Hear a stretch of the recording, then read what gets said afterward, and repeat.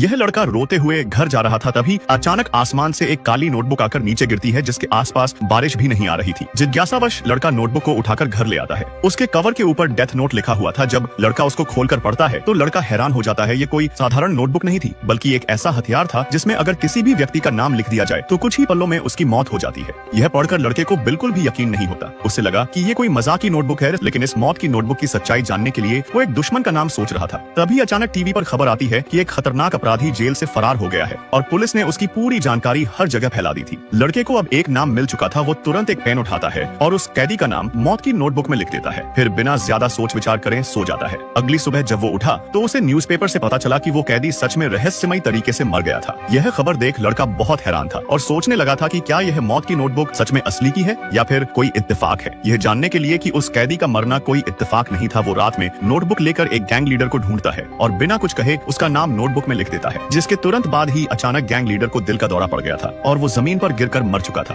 यह देख लड़का बहुत ज्यादा डर जाता है। उसे यकीन हो चुका था कि यह मौत की नोटबुक असली की है। लेकिन जब वो घर जा रहा था तभी रास्ते में अचानक उसके सामने मौत का देवता प्रकट हो जाता है, जिसे देख लड़के की पतलून गीली हो चुकी थी और वो डरकर सुन पड़ चुका था। लेकिन मौत का देवता उसे कोई भी नुकसान नहीं पहुंचाता। दरअसल ये नोटबुक मौत की देवता की थी। मौत का देवता लड़के को बताता है कि वो उसकी हर इच्छा को पूरी कर सकता है। तब से लड़का शहर का हीरो बनकर शहर के सभी अपराधियों का नाम मौत की किताब में लिखकर उनको ऊपर पहुंचा रहा था। हालांकि मरने वाले सभी बुरे लोग थे, लेकिन फिर भी अचानक इतनी सारी मौतों ने पुलिस को शक में डाल दिया था। लेकिन लड़के को अभी इसकी कोई खबर नहीं थी। जब वो हमेशा की तरह बस से घर जा रहा था तभी अचानक एक गुंडा आकर बस को हाईजैक कर लेता है। गुंडे को देख लड़के को याद आता है कि यह अपराधी कल ही जेल से फरार हुआ था। तभी लड़का चुपके से मौत की नोटबुक का पन्ना निकालता है और उस पर अपराधी का नाम लिख देता है। उसी पल अचानक अपराधी ने लड़के पर बंदूक तान दी थी। इस खतरनाक मोड़ पर तभी मौत का देवता प्रकट हो जाता है। इस बस में अचानक मौत का देवता प्रकट हो जाता है, जिसे देखकर गुंडा घबरा गया था और उस पर गोली चलाने लगा था। लेकिन गोली उसके आर पार होकर बाहर चली जाती है। उस पर गोलियों का कोई असर नहीं हो रहा था, जिससे भयभीत होकर गुंडा बस से भागना चाहता था, पर बाहर आते ही रफ्तार से आती एक गाड़ी उसको उड़ा देती है। इस तरह मौत के देवता ने अपना काम पूरा कर दिया था। तभी यह लड़का अपना कागज शांति से उठा लेता है, क्योंकि मौत के देवता को इसी लड़के ने बुलाया था।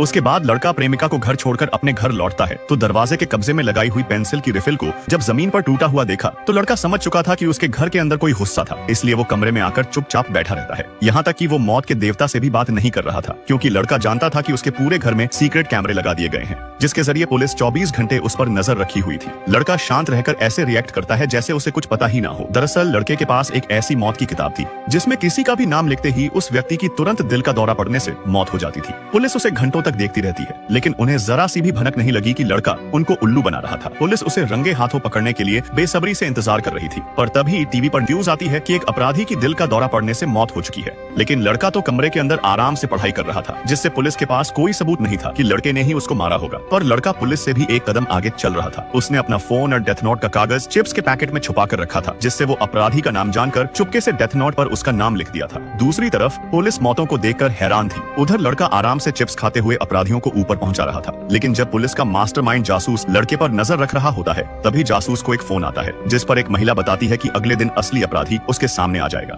फिर जल्द ही लड़के को उसकी प्रेमिका का फोन आता है, जिसमें वो लड़के को एक निश्चित जगह पर मिलने के लिए बुलाती है। लड़के को नहीं पता था कि उसकी प्रेमिका को उसी महिला ने पकड़ कर रखा है जो अपराधी को सामने लाने वाली थी, जिससे अनजान लड़का मौके पर पहुंच जाता है। तभी महिला उसकी प्रेमिका को पकड़कर लड़के से मौत का नोट देने की धमकी देती है। दूसरी तरफ पुलिस पूरी तरह से लड़के पर नजर रखी हुई थी। अगर लड़के से जरा सी भी कोई चूक हुई तो वो तुरंत लड़के को गिरफ्तार कर लेगी। लेकिन जब तक महिला ने उसकी प्रेमिका पर गोली नहीं चलाई तब तक लड़का कोई भी प्रतिक्रिया नहीं देता। तभी अचानक महिला ने खुद को ही गोली मार ली थी। दरअसल लड़के ने पहले से ही इसका अंदाजा लगा लिया था, इसलिए उसने डेथ नोट में पहले ही महिला का नाम लिख दिया था और उसकी प्रेमिका तो केवल उसके खेल का एक मोहरा थी। इस तरह उसने पुलिस की नजरों में खुद को बेकसूर साबित कर दिया था। लड़का अपने चतुर दिमाग से बचकर निकल गया था।